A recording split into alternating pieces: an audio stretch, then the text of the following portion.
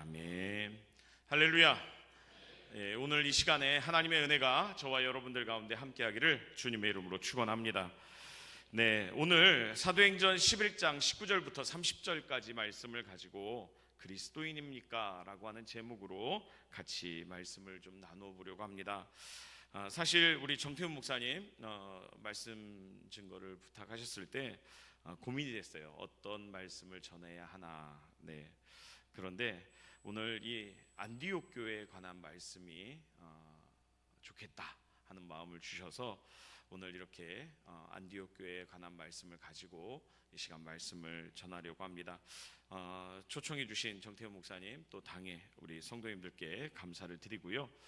이 시간 큰 은혜가 임하는 복된 시간이 되시기를 주님의 이름으로 축원합니다.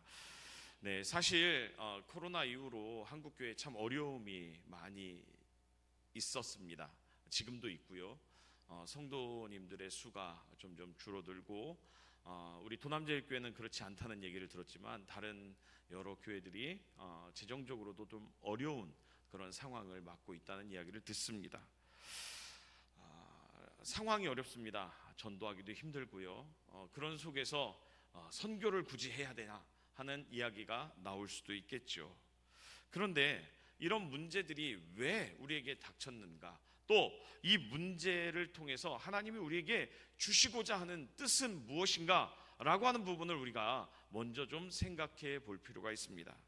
오늘 항상 우리는 문제가 닥치면 어떻게 하면 이 문제를 풀어볼까 라고 생각을 하는데, 오늘 교회가 존재하는 이유, 하나님이 우리를 부르신 이유, 하나님이 우리를 통해서 구원의 감격과 은혜를 주신 이유를 먼저 우리가 생각해 본다면, 어떤 주변의 어려운 상황과 힘든 일들이 있다 할지라도 우리는 넉넉히 이겨낼 수 있는 줄 믿습니다.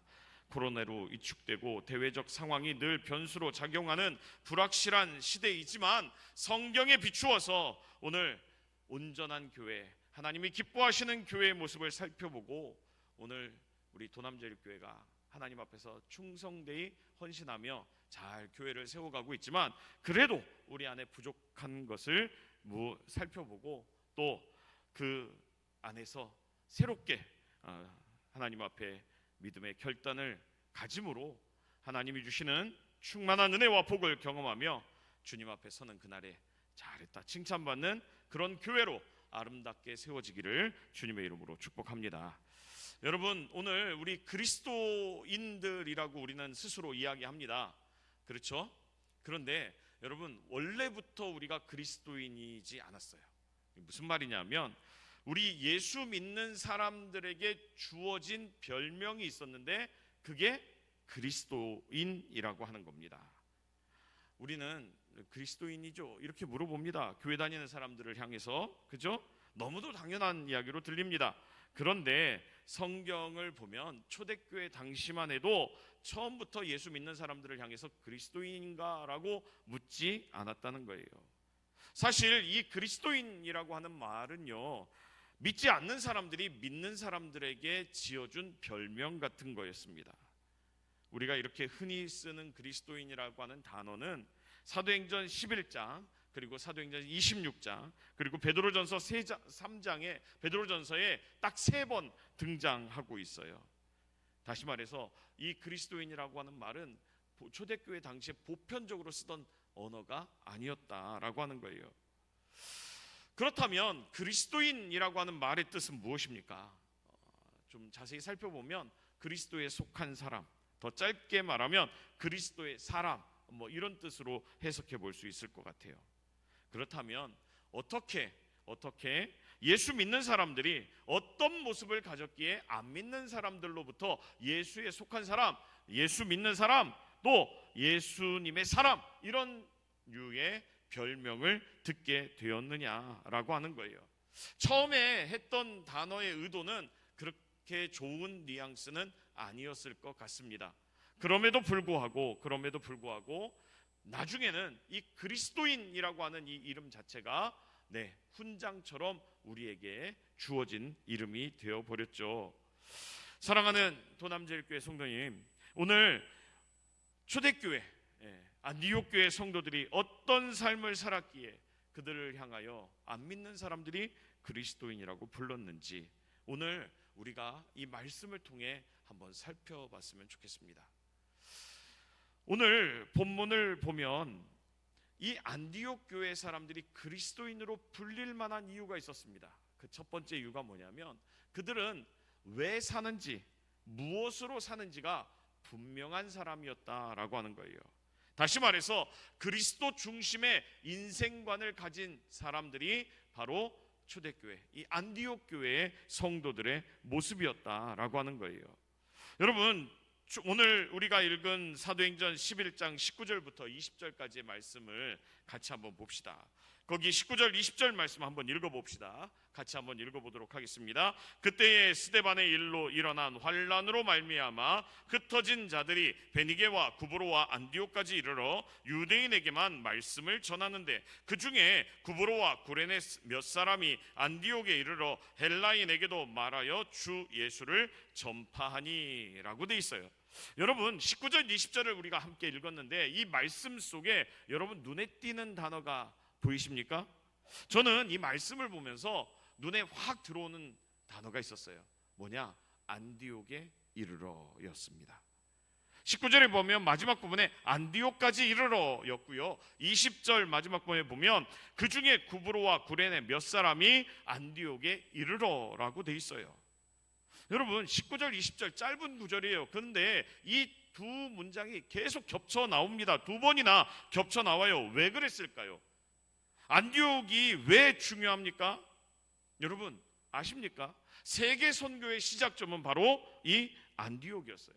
예루살렘이 아닙니다. 안디옥에서 비로소 세계 선교가 시작됐어요. 오늘 우리가 여기서 예배를 드릴 수 있는 이유, 한국 땅에 복음이 전해진 이유, 바로 이 안디옥 교회로 말미암아 시작되었다고 하는 거예요. 세계 선교를 시작한, 세계 선교를 가능케 했던 안디옥 교회. 그런데 그 안디옥 교회를 누가 세웠습니까? 오늘 19절 20절에 보면 그들의 이름은 나오지 않아요. 그들에 관한 설명만 나와 있습니다. 그런데 19절에 보면 뭐라고 나와요? 그때의 스데반의 일로 일어난 환란으로 인하여 흩어진 자들이. 세계 선교를 감당한 이 안디옥 교회, 이 중요한 교회를 세운 창시자들이 누구냐? 사도 바울이 아니에요. 바로 흩어진 자들이었습니다. 흩어진 자들. 여러분 이 흩어진 자들이 누군지 좀 구체적으로 한번 살펴봅시다. 사도행전 8장 1절에 보면 이렇게 나와 있습니다. 사도행전 8장 1절입니다. PPT 띄워주세요. 같이 한번 읽어보겠습니다. 사울은 그가 죽임당함을 마땅히 여기더라. 그날에 예루살렘에 있는 교회에 큰 박해가 있어 사도 외에는 다 유대와 사마리아 모든 땅으로 흩어지니라. 여러분 여기서 사울이 그의 죽임당함을 마땅히 여기더라 그랬어요. 여기서 그는 누구죠? 스데반입니다. 스데반. 스데반의 죽음을 사울이 마땅히 여겼다라고 얘기를 합니다. 스데반이 죽는 그때에 예루살렘 교회에 큰 핍박이 나서 사도 외에 다 유대와 사마리아 모든 땅으로 흩어졌다고 성경은 기록하고 있어요. 그런데요 놀라운 일이 일어납니다. 8장 4절이에요. 사도행전 8장 4절에 보면 그 흩어진 사람들이 두루 다니며 복음의 말씀을 전할세라고 되어 있습니다. 여러분 여기서 흩어진 사람이 누굽니까? 왜 흩어졌습니까? 여러분 이 사람들 살기 위해 흩어진 사람들입니다. 목숨 건지기 위해 할 수 없이 도망갔던 사람들이에요. 집 버리고 직업 버리고 가구 재산 다 버리고 단신으로 목숨 건지기 위해 도망갔던 사람들입니다. 왜요? 이유는 하나예요. 예수 믿는다는 것 때문에. 여러분 만약 여러분들이 그 위치, 그 모습이라면 어떤 마음이 들겠습니까? 에이, 괜히 예수 믿어갖고 그런 마음 안 들겠어요? 예수님에 대한 원망의 마음을 가지고 겨우 목숨 부지하며 살지 않았을까요? 예수 믿는다는 것 때문에 죽었다 살았는데, 예수 믿는 것 때문에 쫓겨나왔는데 예수님을 좋아할 수 있을까? 예수님을 사랑할 수 있을까? 여러분 예전에 저희 아버지가 한번 큰 사기를 당했습니다. 사기. 아버지 회사에 그 고위직에 있는 사람이 그런 거예요. 서로 맞보증을 쓰자. 맞보증을 써서 마이너스 통장을 만들자. 그런 거예요. 마이너스 통장 만들기 어려웠던 시절이었죠. 그런데 맞보증을 써서 마이너스 통장을 만들자 하니 뭐 아버지도 뭐 손해볼 게 없겠다 싶어서 들었어요. 그런데 이 사람이 보증을 서놓고 어떻게 했냐면 저희 아버지만 보증 쓴 게 아니고 여러 사람, 회사의 여러 사람들과 다 같이 보증을 쓰고 이혼을 하고 죽어버렸습니다. 왜 그랬을까요? 자기 죽고 나서 자기 빚에 대해서 자식들이나 아내에게 가지 못하도록 막아놓고 자기 죽어버렸어요. 그러면 그 빚은 다 누구에게 가요? 보증 섰던 사람들. 저희 아버지가 저한테 그래요. 야, 나는 만져보지도 못했는데 이거 내가 왜 갚아야 되는지 모르겠다 그러는 거예요. 만져보지도 못한 돈인데 그 돈 때문에 빚을 지고 오랫동안 그 빚을 갚아야 했어요. 당연히 그 사람에 대해서 좋은 감정이었을까요? 아니요. 생각만 나면 막 우라가 치밀어 오르시더라고요. 누구 때문에 내가 이런 고생을 하는데 하면 마음이 좋을 수가 없죠. 여러분 생각해 보세요. 예수님 때문에 집에 쫓겨납니다. 예수님 때문에 직업을 빼앗겼습니다. 예수님 때문에 내 돈을 다 뺏겼어요. 그리고 호롤단신으로 도망 다녀야 돼요. 좋을 수 있습니까? 좋을 수 있겠냐는 거예요. 그런데 19절 마지막에 보니까 안디옥까지 이르러 그들이 뭐 했어요? 유대인에게 말씀을 전했대요. 20절에 보면 주 예수를 전파했대요. 8장 4절에 보면 그 흩어진 사람이 두루 다니며 복음의 말씀을 전했대요. 이게 정말 놀라운 일 아닙니까? 그냥 읽고 지나갈 얘기가 아닙니다. 예수 믿는다는 거 하나 때문에 고향 떠나고 재산 잃고 친척 잃었습니다. 수많은 환난을 당해서 구한 말에 압제가 싫어서 한국 사람들이 도망갔죠. 어디로 갔어요? 만주 갔어요. 만주 가서 뭐 했어요? 화전했습니다. 산을 개간하고 화전을 했어요.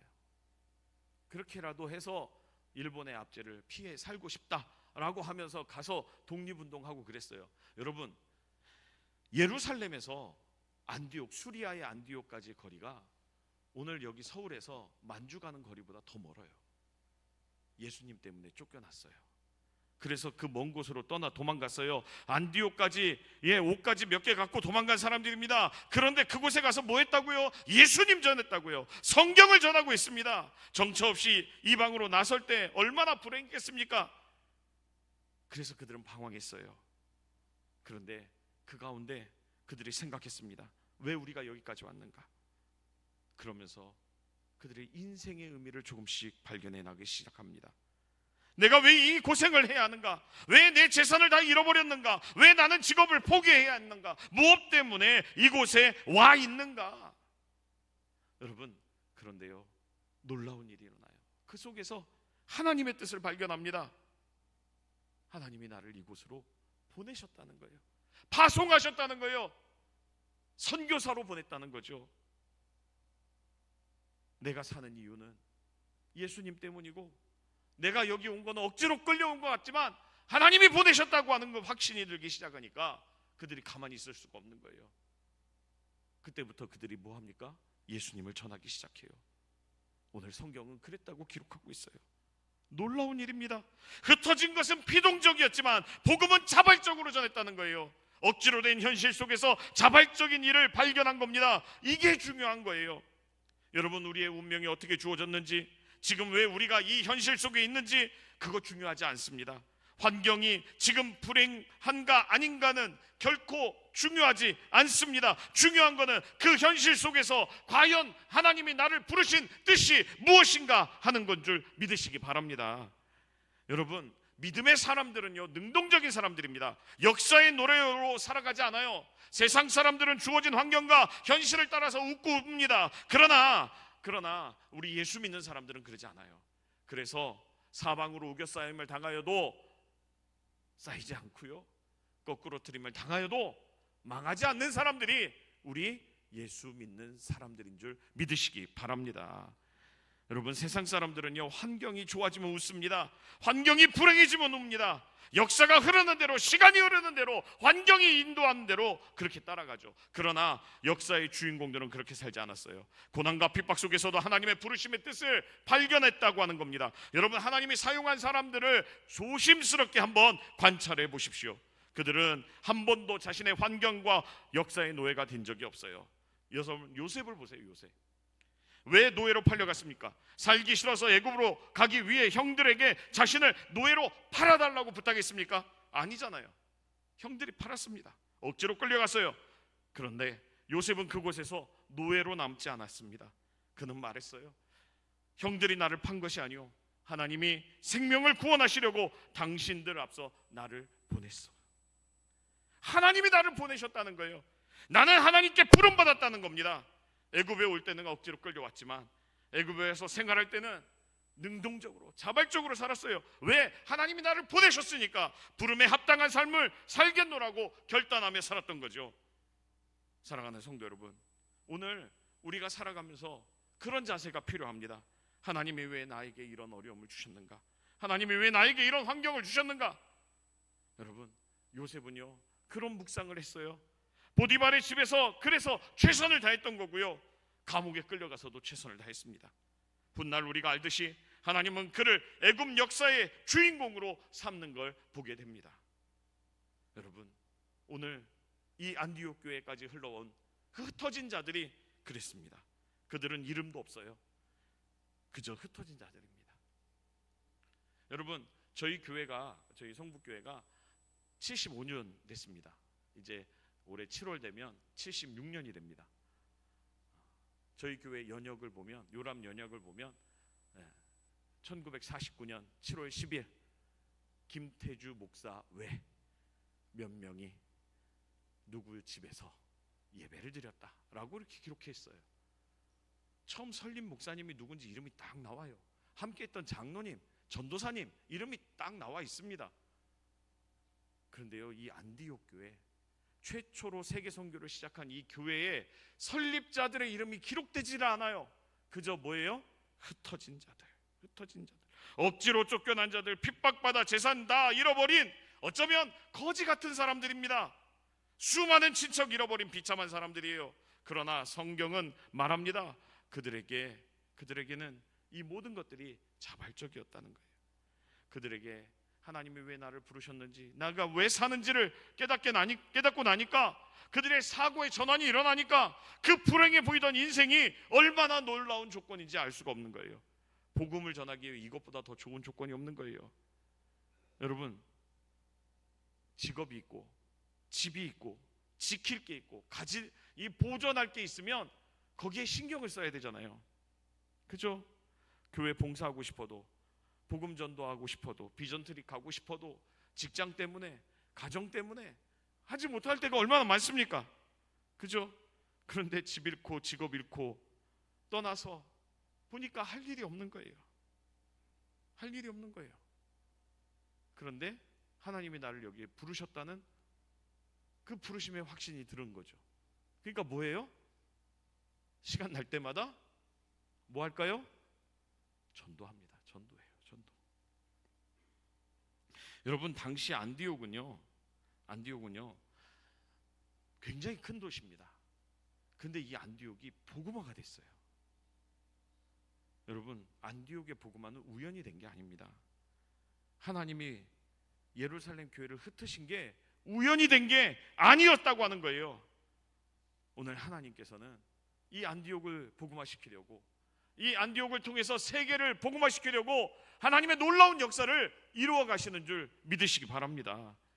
여러분, 실제로요, 이 안디옥에 당시 50만 명 정도의 사람이 살았다고 그래요. 근데 그 중에 7분의 1이 한 7만 명 정도가 유대인들이었어요. 헬라파 유대인들. 그런데 그 유대인들이 이 흩어진 자들에 의해서 뭘 믿어요?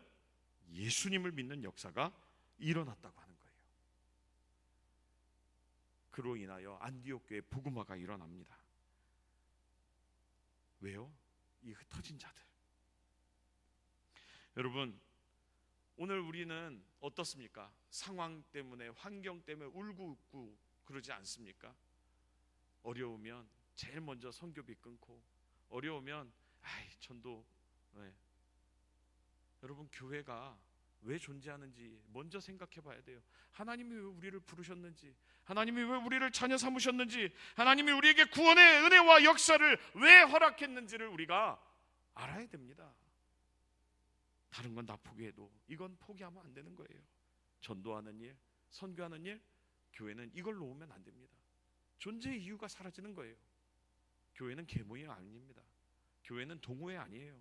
우리끼리 회비 내고 우리끼리 서로 나눠 먹는 그런 조직 아니잖아요. 예수님이 피값 주고 산 그리스도의 몸입니다.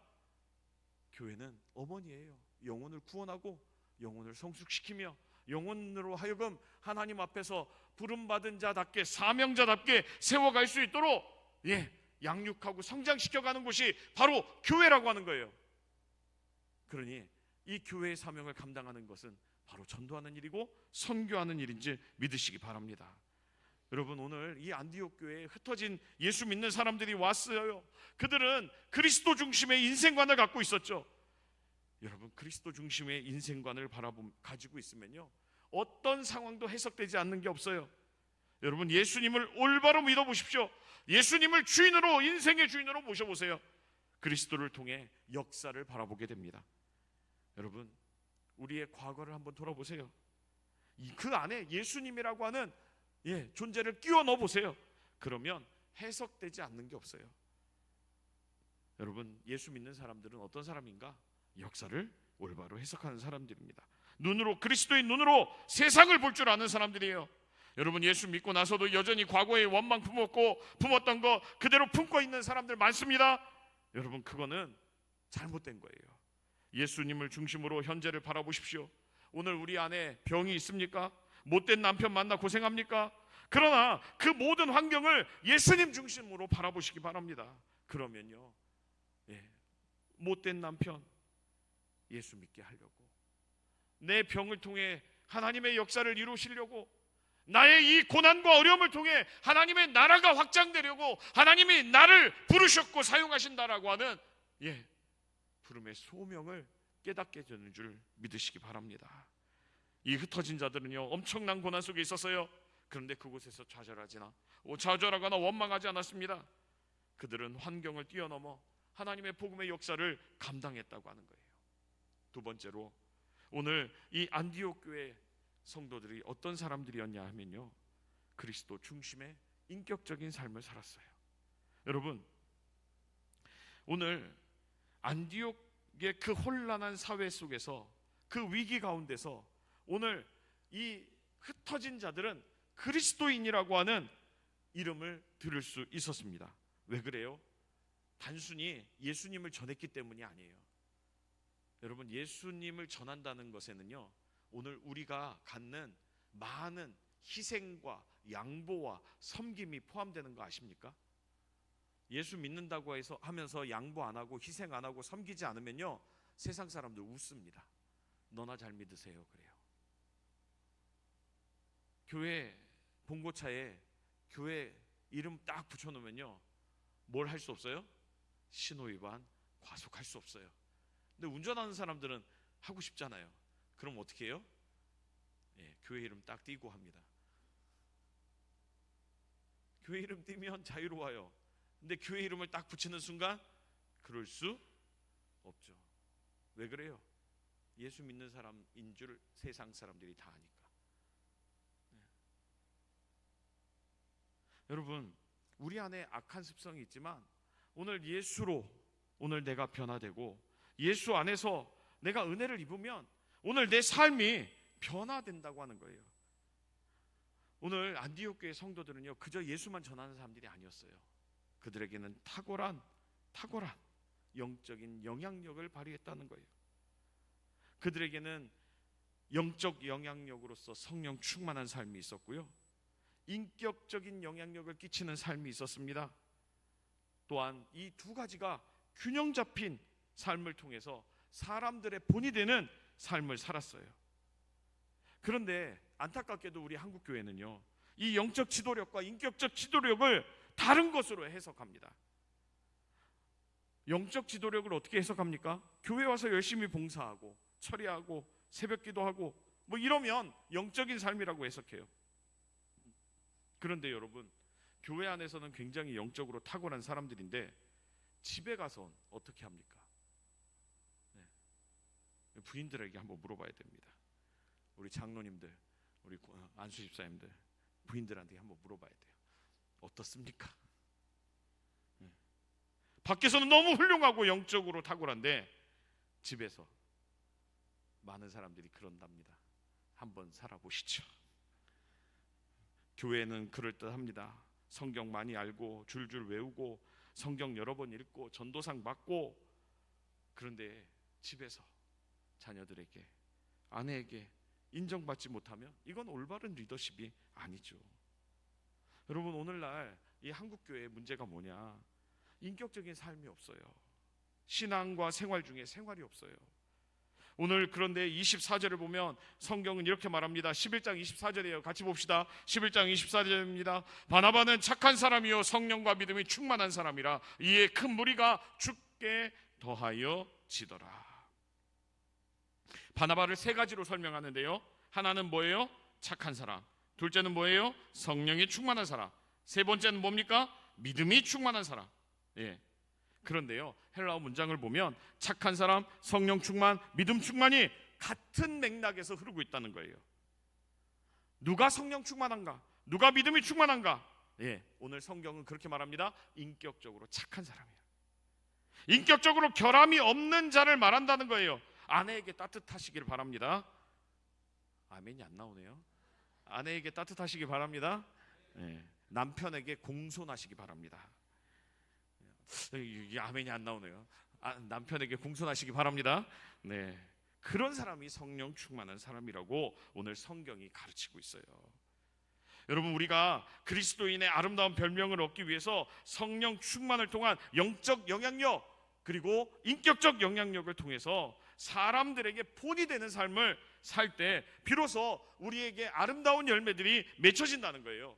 갈라디아서는 이렇게 말합니다. 5장 22절 23절입니다. 오직 성령의 열매는 사랑과 희락과 화평과 오래 참음과 자비와 양성과 충성과 온유와 절제니 이 같은 것을 금지할 법이 없느니라. 여러분, 성령의 열매가 40일 금식기도 아닙니다. 성령의 열매가 철야기도 아닙니다. 많은 사람들이 착각해요. 40일 금식기도 하고 철야하면 그 사람이 성령의 어떤 능력을 드러내는 사람이라고 생각합니다. 예, 40일 금식기도 하고 집에 들어가면 대문 팍 차고 들어가면 그건 성령의 은혜를 받은 사람이 아니죠. 여러분, 오늘 성령의 열매는요, 이 9가지가 단수예요. 단수. 하나의 열매라고 하는 거예요. 오늘 한국교회는 이것을 회복해야 됩니다. 우리 그리스도인의 아름다운 칭호를 회복하기 위해서는 우리 안에 인격과 영적인 삶이 회복되어져야 돼요. 오늘 저와 여러분들 가운데 그런 은혜가 있기를 주님의 이름으로 축원합니다.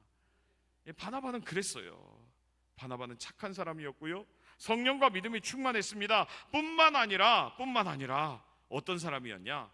대단히 탁월한 사람이었대요. 오늘 11장 25절 26절에 보면 이렇게 나옵니다. 바나바가 사울을 찾으러 다소에 가서 만남에 안디옥에 데리고 와서 둘이 교회에 1년간 모여 있어 큰 무리를 가르쳤고 제자들이 안디옥에서 비로소 그리스도인이라 일컬음을 받게 되었더라. 그저 착하고 영적으로 충만하고 믿음 좋은 그런 사람 아니었습니다. 하나님이 맡기신 자기의 직분을 탁월하게 수행하는 그런 능력의 사람이 바나바였어요. 여러분, 오늘 하나님 나라에 이런 사람들이 필요합니다. 오늘 저와 여러분들이 그런 사람 되시기를 바랍니다. 오늘 우리 선교부원들이 그런 분들이 되시기를 바랍니다. 자기를 드러내고 자랑하고 높이라는 얘기가 아닙니다. 하나님의 일을 감당하기에 겸손히 맡겨진 사명, 기쁨으로 잘 탁월하게 감당할 수 있는 귀한 은혜가 오늘 저와 여러분들 가운데 있기를 주의 이름으로 축원합니다. 여러분, 그랬더니 어떤 일이 일어나요? 안디옥의 제자의 수가 수없이 많아졌습니다. 그리고 사람들이요, 그들을 보면서 뭐 했어요? 과연 그리스도인이다 라고 불렀다는 거예요. 여러분, 오늘 저와 여러분들은 그리스도인입니까? 그리스도인입니까? 여러분, 마지막으로 이 안디옥 교회가 참 아름다운 모습을 보여주고 있는데요, 27절부터 30절입니다.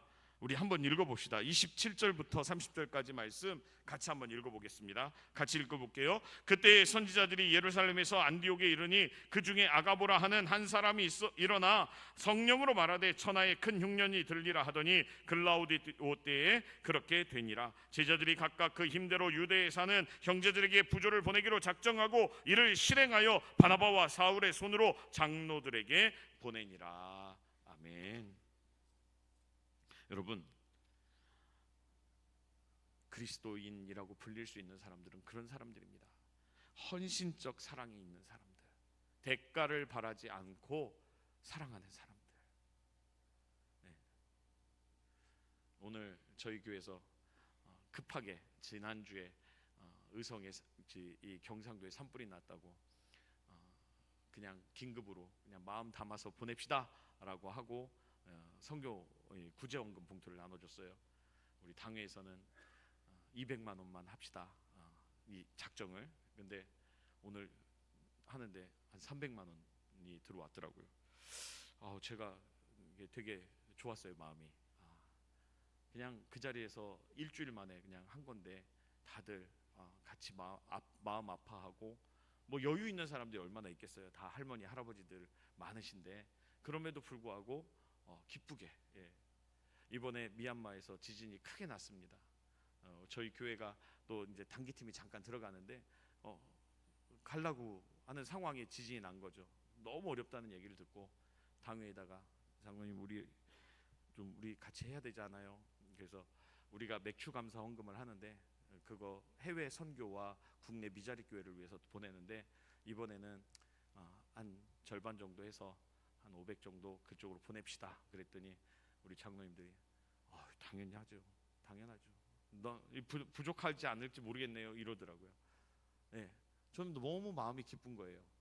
양이 많고 적음을 떠나서 이런 마음이 있는데 장로님 마음이 어떠세요? 그러면 다들 마음을 함께 모아주는 거예요. 성도들에게 제가 광고했어요. 더 하고 싶으면 더 하십시오. 네, 우리 들어가기 전에 더 하고 싶으면 더 하십시오. 네, 더 하실 줄 믿습니다. 여러분, 사랑은요 있어서 하는 게 아니더라고요. 사랑은 마음으로 하는 거더라고요. 예수님을 믿고 사랑을 받은 사람들은 사랑받았기 때문에 사랑을 줄 압니다. 예수 믿는 사람들은 이기적인 사람들이 아닙니다. 예수님께 은혜 받은 사람들은 계산적인 사람이 아닙니다. 내가 얼마 받았으니까 얼마 준다가 아닙니다. 우리는 계산할 수 없는 은혜와 사랑을 받았어요. 그래서 할 수 있는 대로 나누는 거고 할 수 있는 대로 섬기는 겁니다. 교회가 어떤 일을 할 때, 어떤 일들을 계획할 때 뭐 계산기 두드려보고 있는 형편껏 하는 거 좋죠. 그런데 오늘 성경은 뭐라고 말합니까? 각각 그 힘대로, 29절에 보면 각각 그 힘대로라고 돼 있어요. 여러분, 안디옥 교회 사람들 어떤 사람이라고 그랬어요? 처음 복음 전한 사람들이 흩어진 사람들, 다른 사람들의 도움을 받아야 살 수 있는 사람들, 그런 사람들이었습니다. 그 사람들이 예수 믿고 예수 전에서 세워진 교회가 안디옥 교회예요. 그런데 그 안디옥 교회 사람들이 자기 형편도 어려운데 예루살렘에 큰 기근이 일어나서 어려움을 당한다 하니까 어떻게 해요? 각각 그 힘대로, 자기들도 살기 어려운데 가만히 있지 않고 그 힘대로 그렇게 도와주기로 작정했다는 거예요. 여러분, 조금 도운 게 아니라 각각 그 힘대로 도왔습니다. 여러분, 우리는 이 땅을 살면서 우리도 알게 모르게 별명을 얻고 삽니다. 어떤 사람은 나이 많아 늙어 죽은 다음에 이런 별명을 얻습니다. 그 영감 참 구두쇠였다고. 겉으로 성공했는지는 모르지만 자녀들에게 수많은 유산을 주고 또 사회적으로 명성과 권력을 누렸는지 모르지만 사람들은 욕합니다. 거짓말쟁이, 수전노, 구두쇠. 여러분들은 마지막 비석에 뭐가 쓰여지기를 원하십니까? 저는 그리스도의 사람이라는 단어가 들어갔으면 좋겠습니다.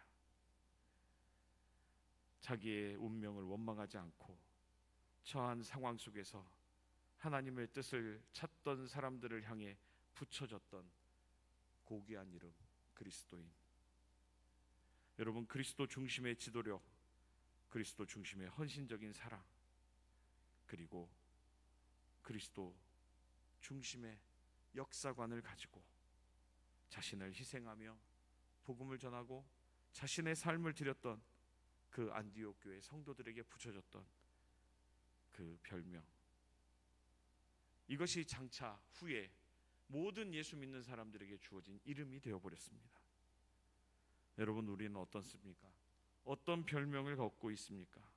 자녀에게, 배우자에게 그리스도인으로 인정받고 있습니까? 여러분, 아무나 그리스도인이 되는 건 아닌 것 같습니다. 여러분, 바나바의 이름이 별명인 거 아십니까? 그의 이름의 원래 이름은 요셉이었습니다. 그런데 우리는 요셉이라고 부르지 않고 바나바라고 부릅니다. 바나바의 이름의 뜻이 뭔지 아십니까? 위로의 아들, 권위자, 권면과 위로하는 사람이라는 뜻을 갖고 있어요. 여러분, 오늘 하나님께서 우리를 이 땅에 부르신 이유가 있습니다. 목적이 있어요. 주님 앞에 서는 그날에 우리 인생을 결산할 때 여러분들에게 물어볼 겁니다. 너는 어떻게 살다 왔니? 너는 그리스도인다운 삶을 살았니? 라고 물으실 거예요. 그때 네! 하고 크게 대답할 수 있는 오늘 저와 여러분들이 될 수 있기를 주님의 이름으로 간절히 축원합니다. 우리 이 시간